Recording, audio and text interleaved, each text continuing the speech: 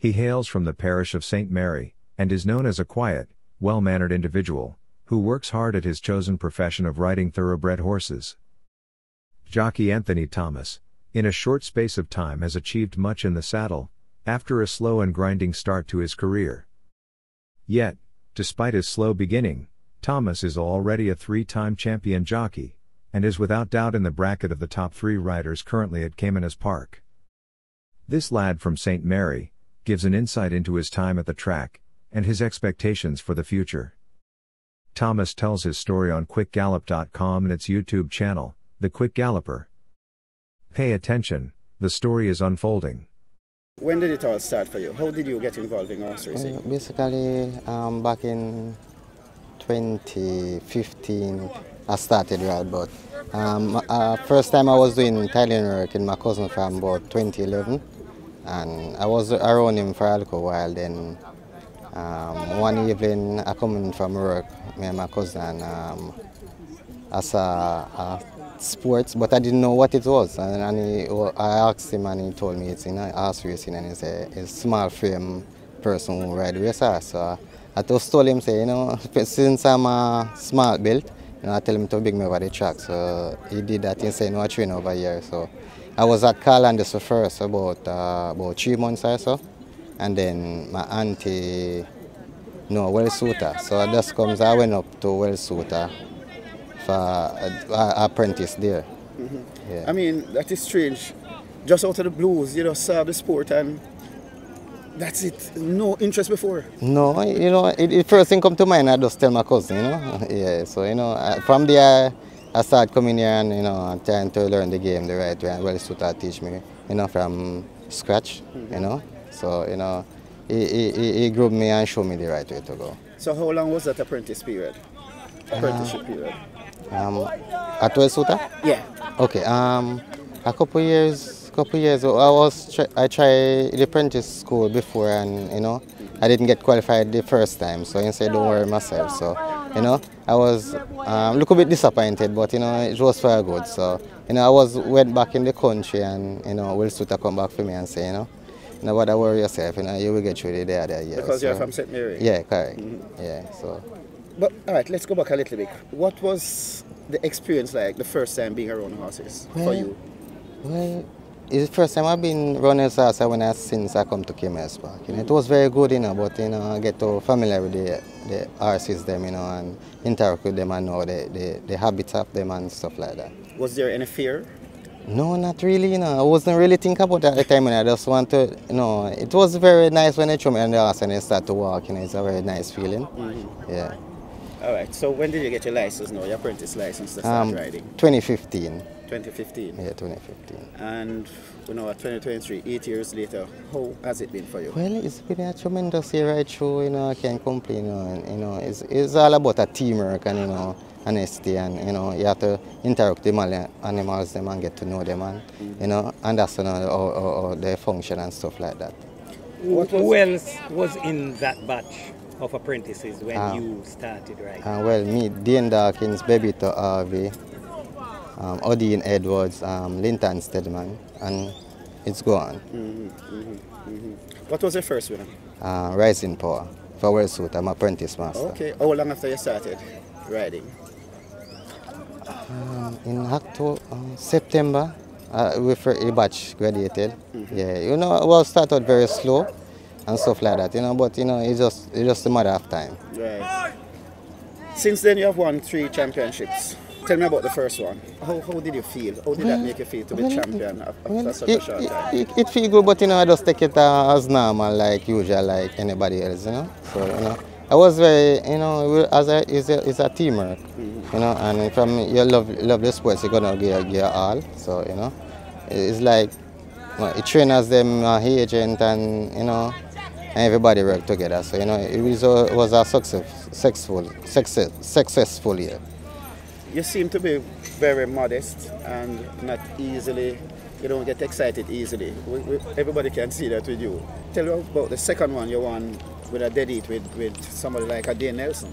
Yeah, that year. I mean, a ding dong battle throughout the year. Yeah, it was a very interesting year, for everybody, Yeah, it was close, so everybody was excited and stuff like that. Then I think on the last day you both didn't ride. Yeah, well, I got sick. I got sick on the day. You know, I went to the country and ate some food, you know, and you know, it kind of have a little impact on me. And he stood down on that day as well. Yeah, I think he will get a little spill or something like that. Right. The following year you came back and you wrapped up your third title. Yeah. Well, you know, sometimes things work for you in the right way, you know. So you know, you just have to take us how things go. And then last year now, you were so close, but faltered to Dane Dawkins. How disappointed were you? Well, I wouldn't say I wasn't disappointed, you know. I won it before and I'm happy for him, you know. Right. Yeah, your batchmate as well. Yes, I'm happy for him and, you know, he did very well. And, you know, we are both winners. Right. Winning championships, that's one of the main ambition of any rider. But also to win the big ones, the classics and that kind of thing. What's your take on that? Well, basically, you know, you have to get good rides and you know, you have to mentally and physically fit out there. Yeah, so you know, when the time will come, you know, you just have to sit and wait and you know, things will happen. You have won some big ones though. Yeah, I get a rider for Manita. I thought you are well thankful for Mr. Wendy Costa, you know. He teach me and show me a lot as well. As the one horse, the Triple Crown winning filly She's a Man-Eater, first to take the track for the Rich 10 Furlong event. Her fans in a bit of a tizzy. Regular jockey Omar Walker already sidelined until December because of injuries from a fall. And out of the blue, an hour before race time, her declared rider Dane Nelson falls ill and is unable to ride. So aboard her here, the relatively inexperienced Anthony Thomas for easily the biggest ride of his life. They're off for the Burger King Super Stake. She's a Man-Eater gets a good start with Superluminal. Dysfunctional is coming through looking for that lead. Will in Charge is moving fluently just in behind as they pass us for the first time with Dysfunctional out in front from She's a Man-Eater staying close. Superluminal tucked in between horses. Will in Charge racing out 3 wide. Uncle Taff races wide. Big Daddy Cool near the rail. Royal Vibes right against it and Hovercraft just the back marker as the runners make their way through that clubhouse turn and run toward the final 7. There goes Will in Charge. Now puts his head in front. Dysfunctional right there on the rail. Going back into that lead again. These two alternating a bit. Uncle Taff in behind them stepping off the rail. Superluminal right against it. She's a Man-Eater has been taken off the splits. Overtaken by Royal Vibes. Big Daddy Cool will do his running late as usual as they leave the 6. And Hovercraft just trails. Fairly compacted this field, maybe 8 lengths separates them all. Dysfunctional continuing to guide the Super Stakes field along. Will in Charge racing and just in between horses. Royal Vibes is there. There goes Superluminal asked to quicken up once again. Uncle Taff hidden in the fray and Uncle Taff has been hauled up toward the back of the field. There's Hovercraft and She's a Man-Eater now beginning their runs. Big Daddy Cool just the back marker as they run toward the final 3/8 of a mile. Dysfunctional and Superluminal. Royal Vibes joins them. She's a Man-Eater now asked to pounce. Here's Big Daddy Cool running right in her slipstream. Will in Charge hoping for space against the rail as they come into the lane in the Super Stakes. And the filly She's a Man-Eater points and gets that lead. Will in Charge over on the rail. Here is Big Daddy Cool now asked to get her, but She's a Man-Eater continues to battle on inside the last furlong. Big Daddy Cool on the rail with Dick Cardenas. It's She's a Man-Eater and Anthony Thomas. She's opened the length of a Big Daddy Cool. She's a Man-Eater gives way to Costa. His first Super Stakes win. What a moment for this young apprentice Anthony Thomas, in front and fighting off the inside challenge of Big Daddy Cool as She's a Man-Eater creates history. The first filly to win the Triple Crown and the Super Stakes in the same year. Thomas soaking up the thrill of victory in a massive race he wasn't even booked to participate in. Well, I was in the jockey room and I really surprised when Wayne called me and said he want me to ride. She's a Man-Eater. I'm saying yes, I will ride him. I went and had a word with the owner and Thomas had just won on Chase the Great. He said, why not use Thomas? He just won a big race.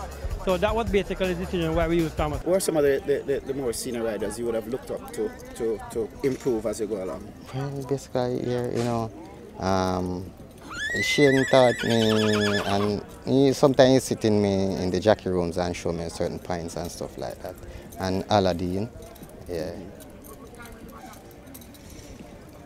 Which horse would you say is the best horse you have ridden here? She's a money to get a chance for that him, so you know. Yeah. That's the best one. Yeah. 2023 now. What is Anthony Thomas looking forward to? Well, basically, I'm looking forward to better things, like you keep on improving each every day and learn every day. So I try to gravitate on that. So yeah.